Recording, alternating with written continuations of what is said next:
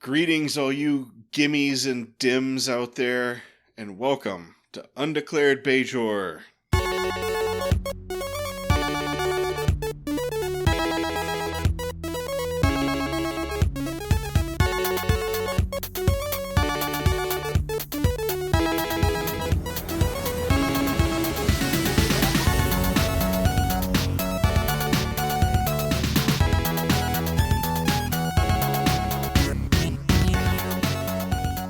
This is Undeclared Bajor, Star Trek Deep Space Nine rewatch. My name is Fletcher. About to say hello is Data. Yo. Today, we're going to recap, discuss, and rate Season 3, Episode 11, Past Tense, Part 1. Alternate title, John Carpenter's Escape from San Francisco. Ah. Okay, yeah, that works. Apparently, the working title of the episode was Cold and Distant Stars. Ah, jeez. I don't think either one of those is a... Cold and Distant Stars is just way too... no. Yeah, I agree. It doesn't really fit. At least, I'll give the current title this. I know when I see that title that it's the episode where they go back to the past. Yes. Although, it's hard to remember. It's like, do they go back to the past? Or is it a flashback to the past? Like, that one episode?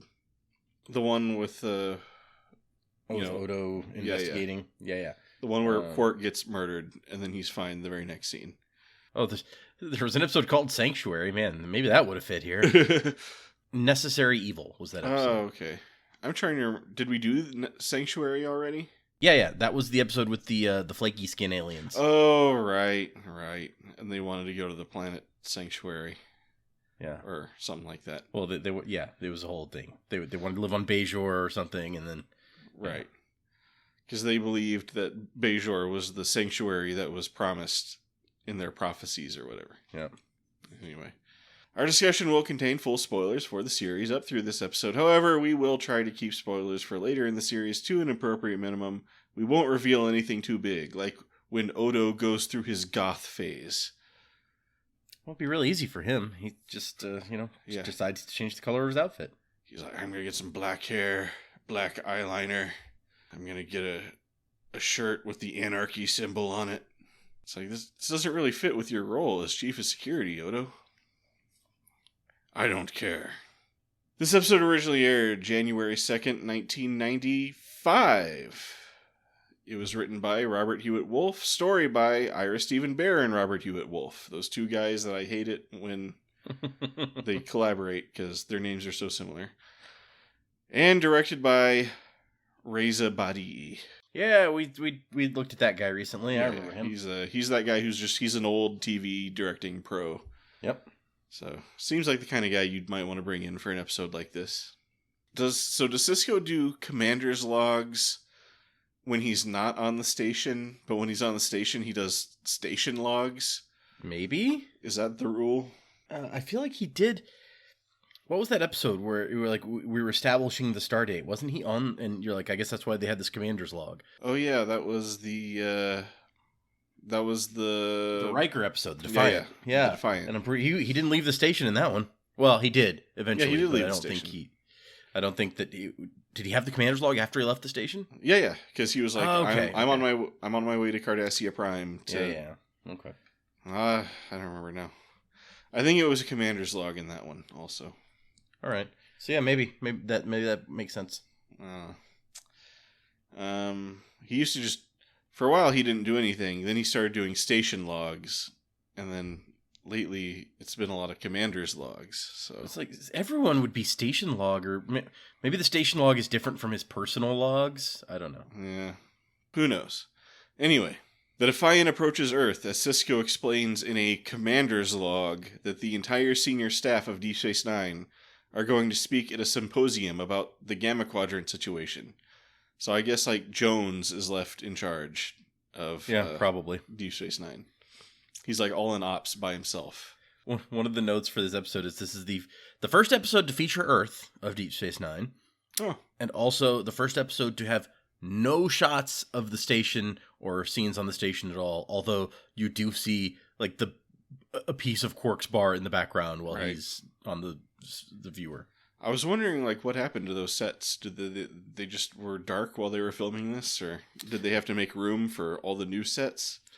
Apparently, a lot of the stuff here was filmed on like the Paramount backlot. Okay, yeah, I kind of figured, because like I remember there's the one scene when they're either in or near the Sanctuary District where there's like a knick-knack store in the background. I was like, that's kind of a weird background detail, but yeah, it says that this is the first Star Trek production to make a lot of use of the backlot at Paramount since The Big Goodbye from The Next Generation season 1. All right. Also, Sisko is going to visit his sister in Portland. Very important. Yeah, I don't... Did we know he had a sister before now? I feel like we didn't, but... Okay. Not going to visit his dad. Yeah, he's not going to visit his dad, any other relations, just his sister in Portland. I mean, this is a rare opportunity to visit Earth. That's the one visit he's looking forward to making. Yep. We might still be in the his dad is dead era also. They might not have retconned him back to life yet. So yes, Quark calls them, reminding them to give props to the Nagus for helping make contact with the Dominion. Also, the Nagus wants his nephew out of jail. And then they swap rules of acquisition. And I'm trying to figure out how you can't free a fish from water is a rule of acquisition. Well, I mean, I assume that it's a metaphorical rule of acquisition about like basically you can't get blood from a stone. Like don't try to waste your time with an impossible thing. Okay, you cannot acquire that fish out of that water. Well, I mean, you can't set him free from the water. That's different than just taking him out of the water. I don't know. The rules of acquisition are rules about how to make money. So I'm just trying to figure out how you use that to make money. I mean, don't waste your time on something that's impossible is totally reasonable in business. Sure. Sisko, Dax, and Bashir step on the transporter pad to beam down for some dinner with some admiral. And we had this whole conversation about how it's like, oh, I'm not an officer. I don't want to go. It's like, oh, we're Bajorans. That's that boring guy. Nobody wants to go to his house. But O'Brien energizes. However, O'Brien quickly notices that there was some kind of malfunction, and the beam never materialized anywhere. O'Brien and Kira react to this information with mild concern. It's like, should they have appeared on the other end when we beamed them? It's like, I think so. Yeah, it's true. They don't seem nearly as worried as people usually are in a transporter emergency. Yeah, usually it's like, oh my god. It's like, Commander Riker is dead. Cut to commercial. Yeah. Space, the final frontier. Yeah, O'Brien and Kira is like, oh, that's kind of weird. I guess we just don't have a captain, a doctor, and a Dax anymore. Science officer, that's right. Cut to Sisko laying on the ground, his comm badge and rank pips missing. A shotgun pokes him in the ribs, and he stirs.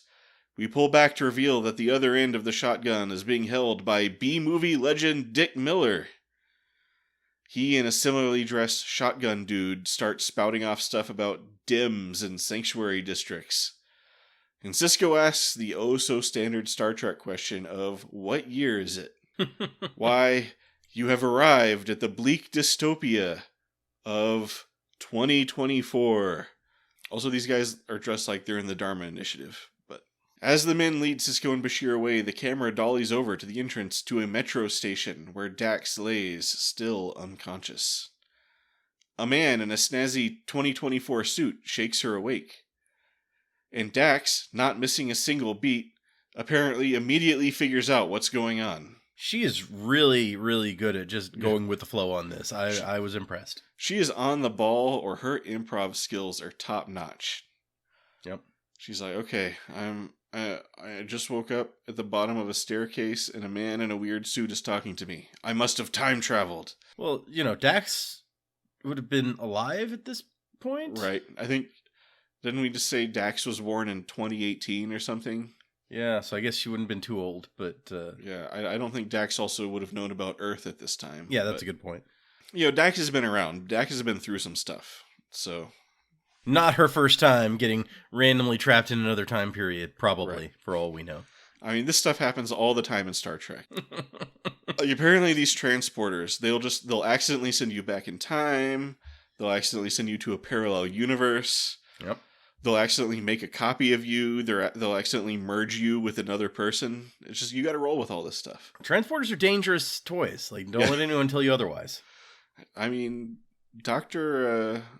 McCoy definitely has a point about these transporters.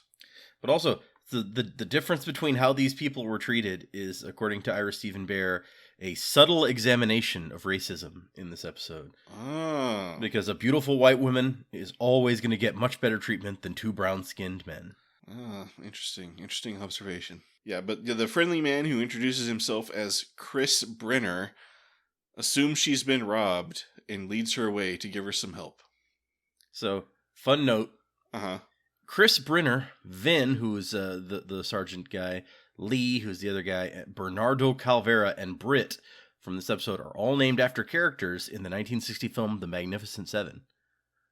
While Brenner's name also is an homage to the Oscar-winning actor Yul Brynner. Okay. Neat. Very clever, Robert Hewitt Wolf, or whoever did that. Meanwhile, back in the future, Chief O'Brien leisurely inspects the transporter. Kira comes in and confirms that Sisko and friends never showed up in San Francisco. This seems to upset the chief, more as a matter of professional pride than anything else. He insists that their records show they materialized somewhere. And then he explains that sometimes chronotons from the cloaking device get trapped in the ablative armor matrix, and this seems to have caused a surge of temporal energy. But he has no clue what that could mean. But I think we've been watching Star Trek long enough that we know what surge of temporal energy means. I mean, chronotons. That's all you had to say. I'm like, okay, I'm with you now. Some chronotons got in the transporter. Got it. It really, one of my biggest issues with the episode is that they try so little to justify how any of this happened. Yeah. It's clearly like, we want to have a back in time episode, so just BS a bunch of crap about like, yeah, the cloaking device somehow does a thing and there was a black hole that exploded and it just made them go back in time. What can we tell you? You'd think they could think of something that's like Major Kira has brought the orb of time along to show off at the symposium or something like that. See, that I would have bought a lot better, yeah. But, whatever. Back in the past, Sisko and Bashir get led into a horrible walled-off city called a Sanctuary District. Sisko explains to Bashir the history of the Sanctuary Districts of the 21st century, but fails to explain exactly where they came from or what their purpose is. They seem to be a place where poor people are rounded up to be punished for being poor. Sisko explains that criminals aren't allowed in the Sanctuary District, so maybe they should just pretend to be criminals so they'll let them leave. Yeah, I was just like, so criminals aren't allowed in there. We later find out that there's an entire group of people so large that they have a name, like for the group, that are criminals. Right. And I'm like, so they're criminals that have never been caught, and that's why they're allowed to, I don't know, I don't follow. So a Sanctuary District is some kind of reverse due process zone where you go to be punished for not being convicted of a crime. Yeah, and so I mean, this is the meat of the notes on this one, where it was just like, this is clearly a very, as far as I'm concerned, extremely heavy-handed, like moralizing on homelessness and like how people are treated. And there's lots of explanations. It's like Ira Stephen Bear is like, yeah, I was down in Santa Monica one day and there's just all these homeless people and it's such a nice day. And then there's all these tourists and the tourists are just walking around pretending like the homeless people are part of the scenery. And so I got like this idea that there's something here. How can we use that? How can we evolve the idea? And he goes, it turned into like this idea of concentration camps for the homeless, basically.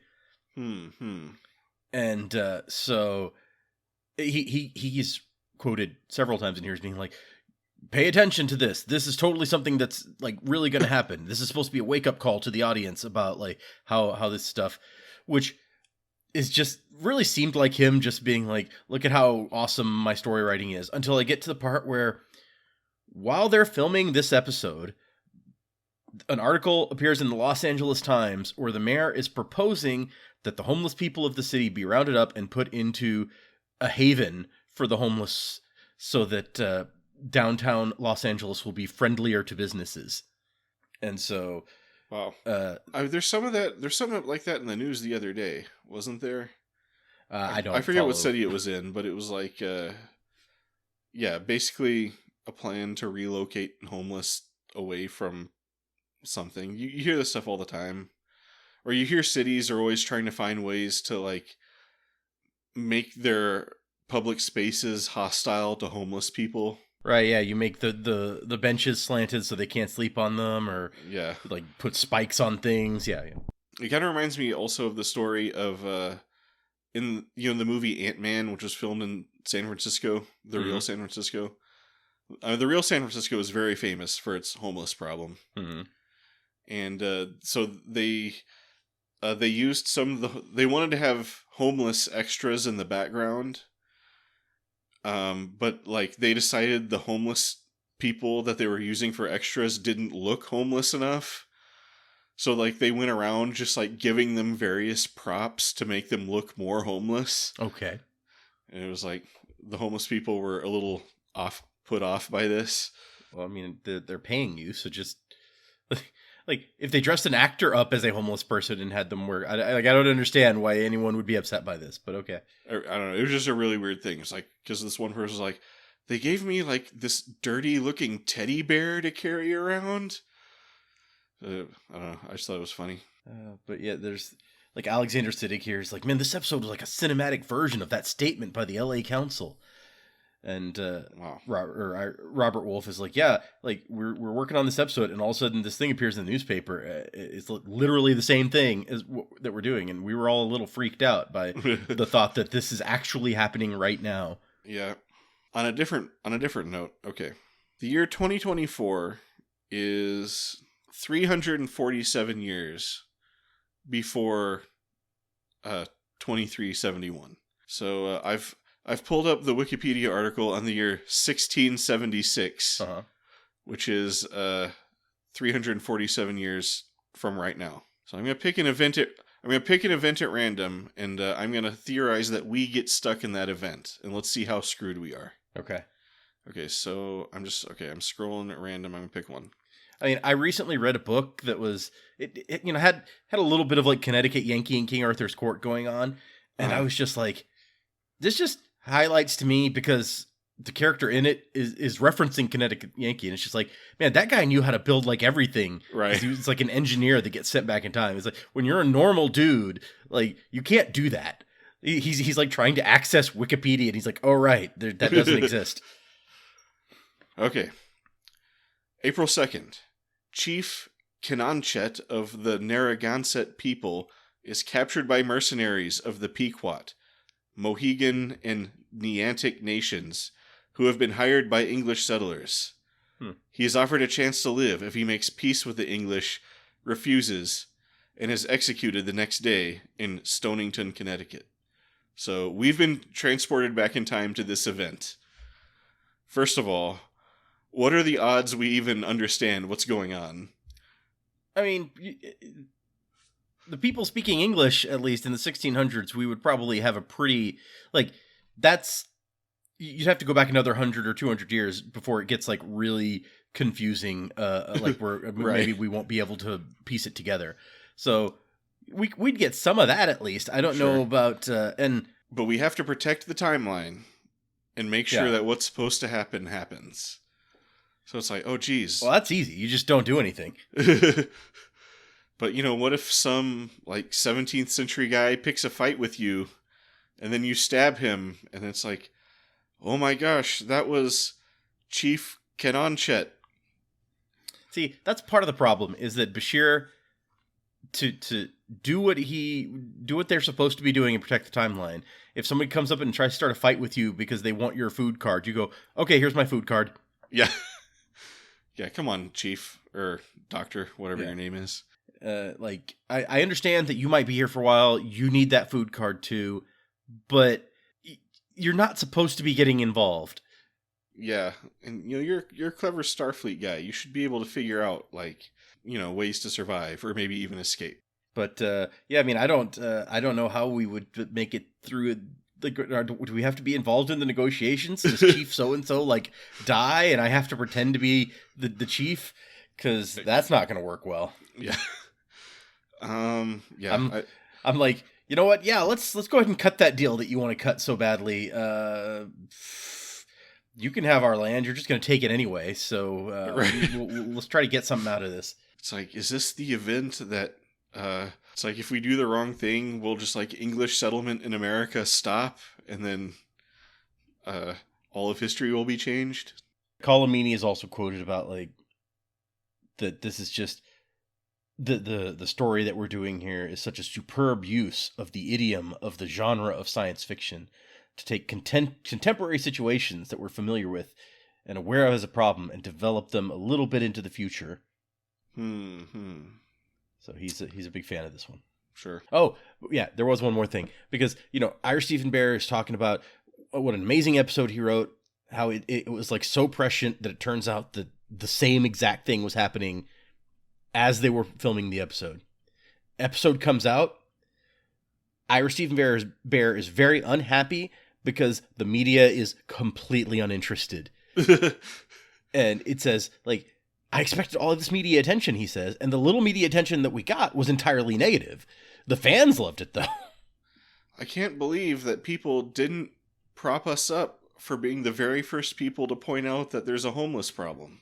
Okay, so yeah, Dax is having a much better time, sitting in a nice penthouse, playing with a computer that looks at least 15 years older than the show itself. Like, this thing looks like a old, like, I don't know, Amiga or something. It is an old-looking computer. I agree. I don't know why they think that this is in the far future of 2024. This is what computers will look like. Although the one thing, because I'm like, we're so close to 2024 that I'm like, does any of this look just super out of place to me? And just the one thing that obviously they could not have predicted, or I guess they could have, but I would have been surprised, is like how ubiquitous cell phones would become. Sure. Because when they're like, oh yeah, there's no way for me to contact my friends, I'm just like, anybody would expect like people are stuck in the sanctuary district and they're like, no one knows what's going on in here. I'm like, every single one of these people, even the homeless, would probably have a cell phone. Oh yeah. Even if it's like a prepaid phone that they like managed to get or whatever. I mean, there would be like Twitter posts all over the place, like revealing the situation in the sanctuary districts. Yeah, it would be a total. I like the 90s. We're kind of like in that 90s futurism aesthetic where it's like everything has that 90s style to it. It's just there's like CRT TVs embedded into like all the walls and stuff. Yeah. Who could have predicted that the TVs would become so thin? Right. Other than like, 2001: A Space Odyssey, Star Trek itself. Okay, so thin, so fast. Right. Chris Brenner comes in, and Dax explains that she's ordered a new ID. So she's figured this whole thing out. Yeah, I assume that she's hacked something really easily because these are primitive computer systems, and she's like, I am a future expert, I can hack this. And then she's stolen money from somebody to charge up her credit chips. Maybe this guy, he's super rich apparently, so... Oh yeah, I'm sure... Yeah, credit chips. I guess they don't use cash anymore, or... Well, I mean, you can't have somebody... I guess you could have somebody send you cash, but they're not going to, like... not even overnight, because she's like, it'll be here in a couple hours. They're not going to send it a bunch of cash down to a business, like, in a couple hours, probably. Yeah, but it's like, when he first found her, he was like, oh, did they get all your credit chips, too? Oh, yeah, that's a fair point. So, I just assume that's how they do money. Brenner remarks on her, quote, tattoos, and mentions that he had a full-sleeve Maori tribal tattoo in the 90s, but had to have it removed, which I have 2 points on this. First of all, I think this really highlights the changing perception of tattoos in the last 30 years, because nobody cares if you have tattoos anymore. Well, you say that. I mean, like, you have an arm tattoo, Yeah, nobody's gonna care. If it was like, well, sure, like, yeah, if it was full like face stuff or whatever, even like hand tattoos are a little bit like you're in a job interview and they're like, oh, look at this guy. I think most people don't even care about that. Like, yeah, if you have like, teardrops or whatever on your face that indicate you've killed someone or something like that, or like you got several teardrops going, yeah, or like a big spider web tattoo all over your face, that might put people off. But I mean, these days, like, I've had bosses that have had like full sleeve tattoos at the office we work at, so it's fair. Or I've had one at least. Anyway. 2, I can't help but think this is one of the writers getting a dig in at a child who has recently gotten a Maori tribal tattoo. Oh, maybe. I hadn't even considered that. Yeah, because these writers, they're the old fogies in the 90s who are like, oh, these young kids with their tattoos. Like, I can just, his son came home with like this full sleeve Maori tribal design. He was like, you're going to have to get that removed before you go get a job. Anyway, yeah, but then Chris Brenner reveals that he's the Chris Brenner, and Dax is like, oh, yeah, that guy. I totally know all about you. Meanwhile, in the writer's room, the writers wonder how long they have to have Chief O'Brien speak nonsense words to make this time travel scenario seem plausible. And yeah, I think that's also part of the problem, now that you mention it, is like, not only is it just super thin and obvious, but they keep on about it for such a length of time that I'm like, just stop. Like, no matter how much you talk, it's going to be just as thin as it was. So just let it go. Yeah. They decide on 20 seconds, according to my timing, after which Kira and the audience silently agree to buy into the premise, which we were already rolling with anyway. Yeah, so. like, I saw him in the past. Like, yeah. I'm already there. Just go with it. Cisco and Bashir run into problems when their fingerprints don't show up in any database and they have to go fill out paper forms like at the doctor's office. Then they have to sit forever waiting for their number to be called, while like a weird guy pokes Cisco with a pen and he just grabs his hand and puts it on someone else who is into getting poked with a pen, apparently. Bashir's like, it's been 3 hours and the line has barely moved. And the guy's like, yeah, whatever, go sit back down. And then as soon as they start having a conversation, the guy's like, it's your turn. Duh, pay attention. Dick Miller has the great line. It's like, I got one word for you. Lots of overtime. And Bashir's like, that's 3 words. That is a great moment where Bashir's just like, I'm gonna just be really petty about it. It's like, that's literally 3. Like, why would you say one word when it was 3 words and it was 3 words? Cisco glances over at a calendar and has a realization. A violent uprising called the Bell Riots is going to happen in the Sanctuary District in just a few days. During the uprising, a Sanctuary resident named Gabriel Bell will sacrifice his life to save some hostages, which will cast a national spotlight on the conditions in the Sanctuary Districts and lead to a massive social reform. Cisco says they must be careful not to interfere with this historic event. So, no in Star Trek we know.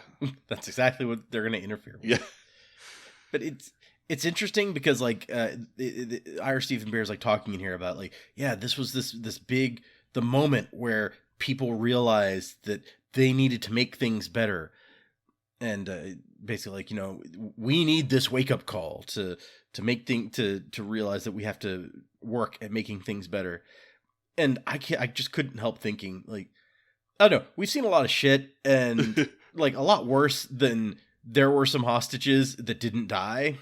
And it's never spurned the whole world to be like, man, we really need to do something about these problems. Yeah, I think there's generally a pretty good amount of will to solve these problems. But, first of all, there's a lot of problems.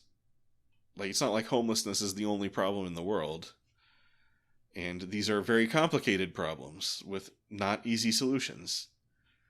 And everybody has a different ideology of how to solve these problems. Yeah. But yeah, so finally Cisco and Bashir get to the front of the line where a nice social worker lady explains that they're what's called gimmies. People looking for work who need a place to stay. A conclusion she came to without actually asking them who they were or how they got there. Yeah. Well, I mean, apparently there's the two categories. There's DIMS, which are, as she puts it, should be in a hospital. Like people who literally have not enough mental capacity for whatever is going on. And then there's gimmies. That's everybody else. Right. That so it's not really that hard to categorize. She talks to him for 5 seconds, like, okay, I can tell that you have the capacity to have a job. So you must be gimmies. And since you're here in the sanctuary zone, you must belong here. So yeah, that's the real thing. It's like, she's like, do you have a job lined up or anybody you could contact or somebody who could vouch for you? And they're like, no. She's like, well, okay, you're screwed then. Yeah. Like, do you not want to know where they came from, how they got here? This guy has like a British accent. Yeah. Maybe, like, is this not relevant? I don't. Okay, well, whatever. But yeah, so Cisco's like, actually, we're convicted criminals. Can we go? But no, unfortunately, they have to stay in the district and use special ration cards to get food. She explains that they probably won't find jobs for a while because of, quote, the economy. You know how the economy is. Yeah. Yes, the economy does tend to suffer when you sequester a large portion of your workforce in ghettos at the government's expense and don't allow them to work or buy things. Where are we supposed to sleep? Asked Cisco. Just, wherever, says the lady. Also, watch out for ghosts. Ghosts? Says Bashir. Criminals, but we're not allowed to call them that or we'd have to kick them out of the sanctuary. So Cisco and Bashir walk through the district, looking for a place to sleep and remarking on the lack of mental health care. It really makes you wonder, says Dr. Bashir. Is humanity so great, or are we just one bad day away from abandoning our ideals and becoming the Cardassians? Also, they run into a mean hipster guy. I don't... Yeah. Yeah. Also, they run it... meanwhile, in the future, Kira, O'Brien, and Odo discuss their plan. Try beaming down to various points in the past and see if they can find their friends. Kira cheekily wonders who they could get to volunteer for such a mission. Odo looks confused because he's seen the show and knows it's going to wind up being the main characters. Okay. I have a problem with the fact that it's like, hey, the only people crazy enough to take this mission are Kira, she's an alien. She can. Right. She's not that alien, so that's, I guess, okay. Except that she's also the acting commander of the ship.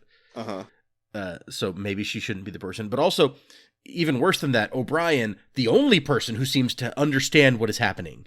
It's like, let's send the only guy who knows what's going on, and also Kira, and maybe we don't send the guy who can easily change shape and blend into you can become a squirrel or a bird, and it's just, it's a bizarre choice as far as I'm concerned. Yeah. So yeah, Cisco and Bashir have breakfast after an unpleasant night in the district. Cisco makes a plan to get on the roof of one of the buildings to get the lay of the land. So they go to a building and ask to go to the roof and are initially turned away, but apparently someone notices their snazzy-looking uniforms and proposes a trade. It's like, ooh, look at those cool-looking clothes. We'll trade you our period-appropriate clothes for those. Inside the building, they find a man caring for his son. Dr. Bashir offers to take a look over Cisco's objections. Bashir examines the boy, who presumably grows up to become Super Mega Hitler. He's like, by the way, what's your name? It's like, my name is Super Mega Hitler. Well, he's not going to help the guy. Oh, no. He's very clear about that. He doesn't plan on helping him. He just plans on looking. And then telling the proper course of treatment. Yeah, I mean, it's not like he tells him, oh, you need this exact medicine, which they might never figure it out. It's like, you should dress his wounds and like sterilize them, like things that any idiot should probably know. I don't know. I think history wanted that guy to die of an infection. That's all I'm saying. But we never see what happens when they go to the roof. But after they leave, the dad tries to recruit them into some kind of resistance, but they say, just leave us out of it. Then Dax attends a Hunger Games-style rich person party. One of the snooty rich people lets loose that people without ID get taken to the sanctuary district. Well, that's relevant information, thinks Dax. Yeah, like, really? You didn't mention this before? All right. I mean, clearly this guy's just really into her and doesn't want her to leave, so. Yeah, we'll totally find your friends, whatever.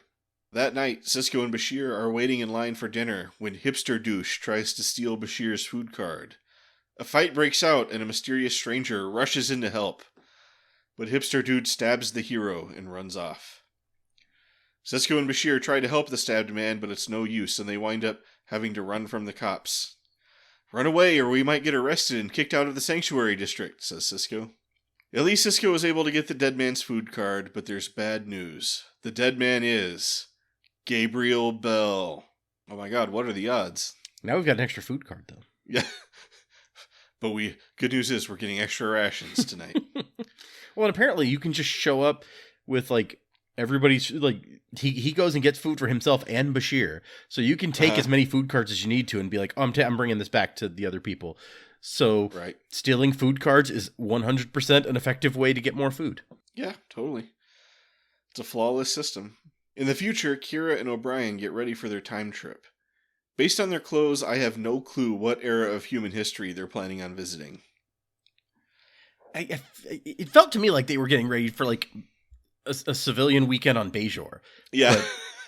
But, whatever. Yeah, I'm pretty sure that's... for the first time ever, O'Brien's civilian clothes is not that slacks and shirt combo. Which would have totally worked. Instead, it's some sort of weird, like, vest in a... I don't know. It's like, oh yeah, these are appropriate clothes. O'Brien informs Kira that Starfleet is too worried about them messing up the timeline to let them go, but when O'Brien tries calling back to argue, he suddenly can't get in touch with Starfleet. At that moment, Odo also comes in to complain about the internet being down. It's true, yeah. This reminds me of any time the internet goes down at home or at work. Did you guys change the Wi-Fi password? Like, what's going on? Everybody's popping out of their rooms, or everybody's like, hey, can you log into the network? But it's not just the internet, it's the whole world. All the satellites are gone, and the nearest subspace signal is a Romulan ship near Alpha Centauri. Looks like Sisko changed the timeline, and they weren't affected because of yada yada yada yada. Yeah, once again, very, very thin. That we're playing Back to the Future now, where like everything's changing, but you're not changing because you're part of the story. It's like the singularity exploded in chronotons and charged particles. Sisko and Bashir go back to the dude with the injured kid, who recruits them into a mass rally at the processing center to bring awareness to their plight. So you're like, this must be the precursor to that famous riot. Chris Brenner pulls some strings and confirms to Dax that Sisko and Bashir are in the Sanctuary District. However, it may too late, as a separate riot from the one being planned by that guy has broken out, and Hipster Dude has taken over the processing center and taken a bunch of hostages. Sisko walks in with an injured guard. He's like, "Let me join your cause, for I am Gabriel Bell." Bum, bum, bum. To be continued. What's gonna happen now? I bet Sisko will get killed. Sisko is going to get killed, and the show is going to go on without him. We, as an audience, we have absolutely no imagination. We've never seen a story like this before. I don't understand. I don't know what could happen. So you got any other interesting quotes or facts? Let's see. Oh, there was one interesting thing. The guy who plays the actual Gabriel Bell, it's like just as Sisko assumes the role of Gabriel Bell, the actor, John Lindale Bennett, who is briefly appears as the original Gabriel Bell, assumed the role of Sisko on numerous occasions, as he is the stunt double and stand-in for Avery Brooks in a bunch of episodes, including this one. Oh, nice. Earlier in the third season, Bennett also played Kozak in the House of Quark. Oh, yeah. Was Kozak the... I think it's the brother. No, was Kozak the guy the drunken guy? Maybe. I was thinking it was the brother, but no, you're right. It is the drunken guy. Okay. Because it was the House of Kozak. It was the House of Kozak. You're right. Yeah. You're right. Oh, and that other guy wasn't really his brother. Anyway. Yeah, that's right. Yeah, we eventually determined. Yeah. Yeah, we had that whole conversation about that. Go listen to that episode. Interesting other note.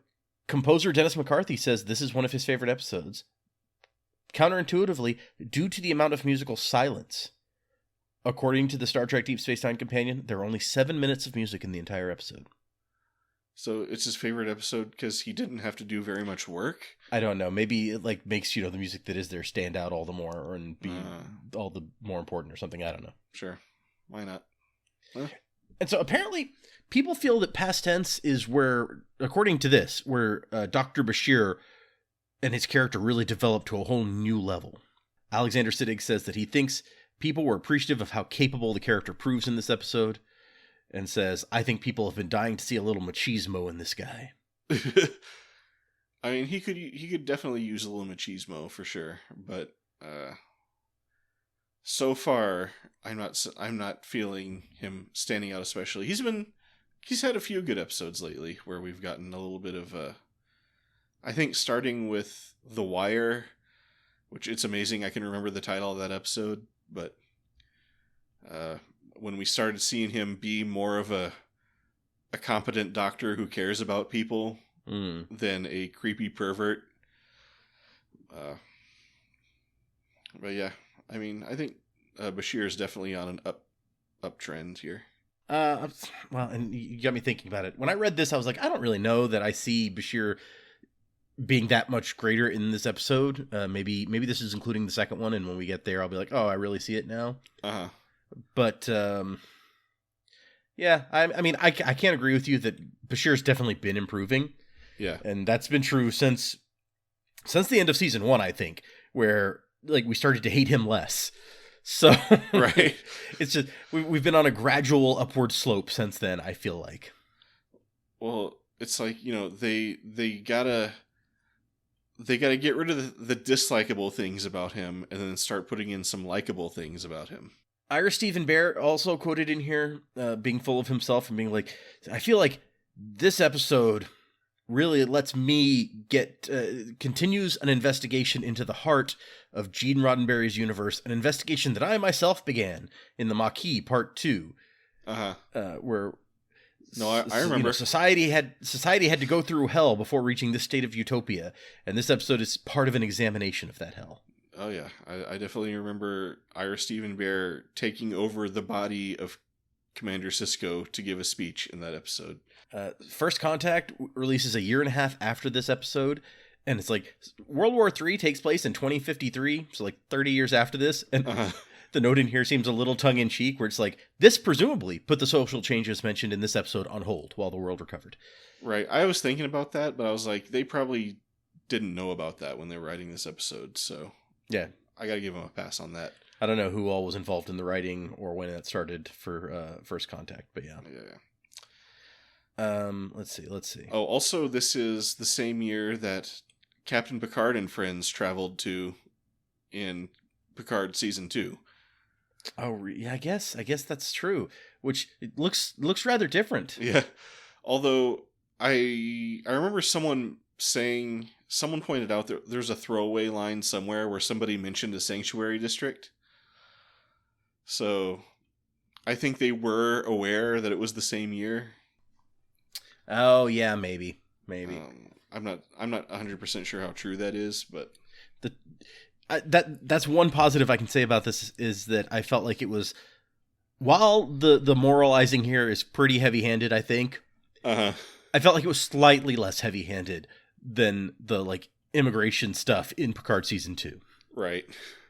So I guess there's sanctuary districts and giant immigration centers also. Presumably spotlights won't be cast on those because they don't get any riots. Right. Yeah. So that'll keep going.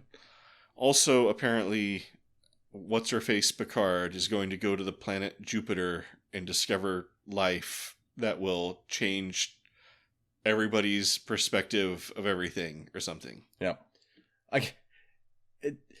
Now that I think about it, with combining those two, I feel like it's even more likely that they would have been like, wait, maybe these two mysterious people with no ID are some sort of illegal immigrants in San Francisco, and we should be addressing that. What?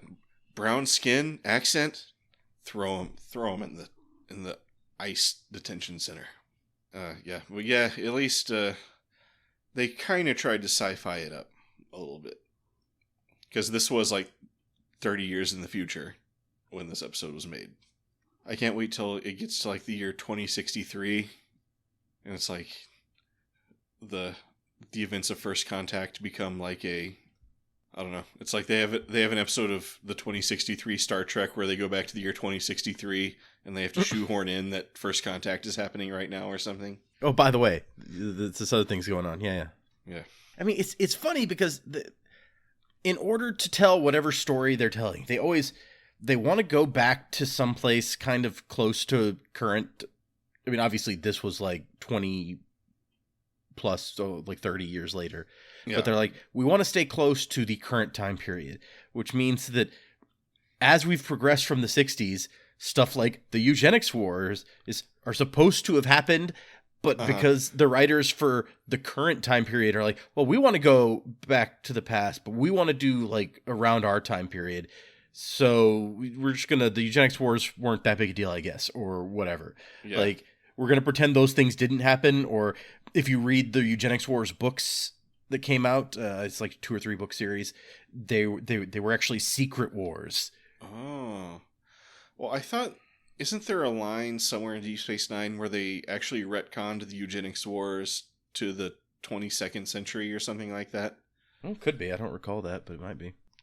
Let's see. Does it get mentioned in Deep Space Nine? Apparently, in Strange New Worlds, there's Christopher Pike quoting some stuff about this is Earth in our 21st century, before everything went wrong. The Second Civil War, the Eugenics Wars, the World War III.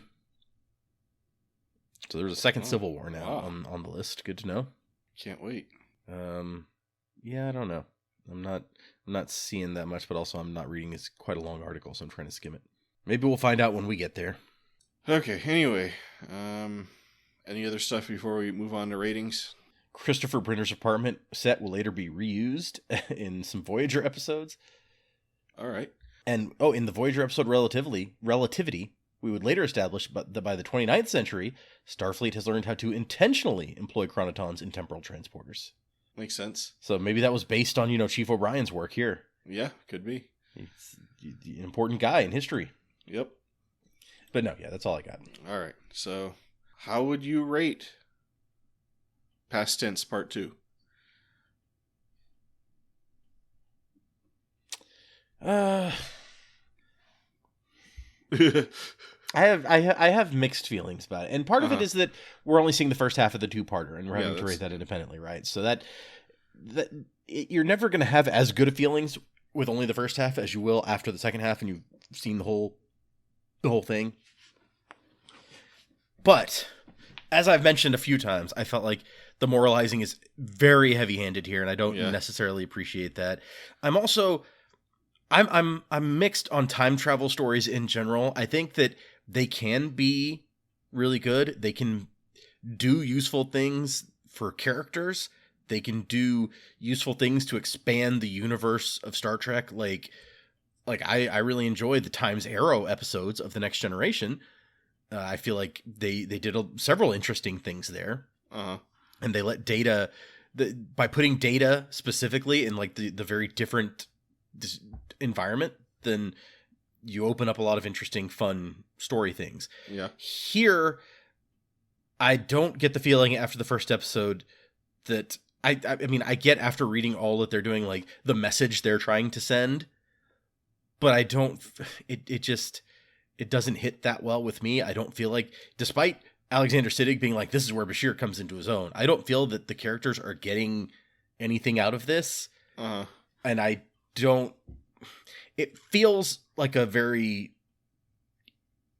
standalone, you could easily lift this out and you could have put this into any season and it wouldn't have changed anything. Sure. Which is not the when DS9 is at its best, in my opinion, either. And that's something we saw a lot in the first season, where I had issues with it in the first season, where it's like, yeah, none of this will ever come back. Yeah. So like the standalone villain of the week or whatever type things, I don't feel like are DS9 at their strongest. So just as an independent, because I feel like once we get into the next episode, it really does round out some of the things better. But as it by itself, I'm not a huge fan of this episode. I don't hate it or anything, but it's going to be below the line for me. We're talking like a lieutenant here, I think. Solid lieutenant. Yeah. All right. So yeah, going into this one, this is one of those ones where I remember not liking it. So I went into it being like, okay, is it going to surprise me? Was it The Forsaken, the Loxana, Troy, and Odo in an elevator episode? Like, upon reviewing, I was like, oh, you know what? There's actually some not bad stuff in this episode. But I feel like it really hasn't won me over quite yet, although I do admire the ambition of it.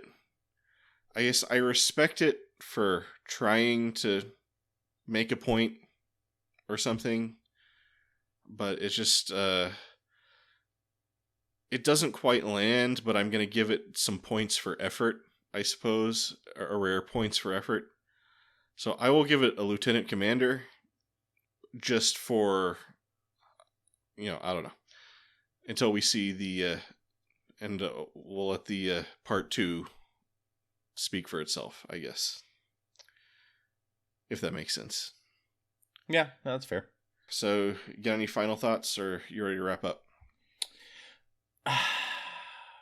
No, I don't think I have any. I'm looking forward to being able to discuss it, its story in its entirety when we do the next episode. Sure. That's probably where I will end it. Yeah, like you said, like part 1s are always like so hard to rate. Mm-hmm. I mean, when we got to the beginning of, was it the beginning of season 2 or whatever, with like the 3-parter? Yeah. Those kind of stood on their own a little more than this kind of 2-parter that is very much one story. Whereas that was kind of pieces of story that were full or full-ish independently. Yeah, each one of those kind of had like a different focus that kind of added up together to a bigger type thing. Well, and especially the first one. The second 2, I think, were a bit more connected because they both involved, like this military action that was happening. The first one is more independent than the other 2, which makes it easier for me to really like that first episode. I think we both rated it very highly. So... Yeah, but we'll see how we feel after episode 2, I guess. Yep. But yeah, I guess that does it for us today. If you made it this far, thank you for listening. As always, check out the description where you may find links to interesting things. I'm Fletcher, about to say goodbye is Data. Adios. And until next time, just do not forget to kiss the Negus stick.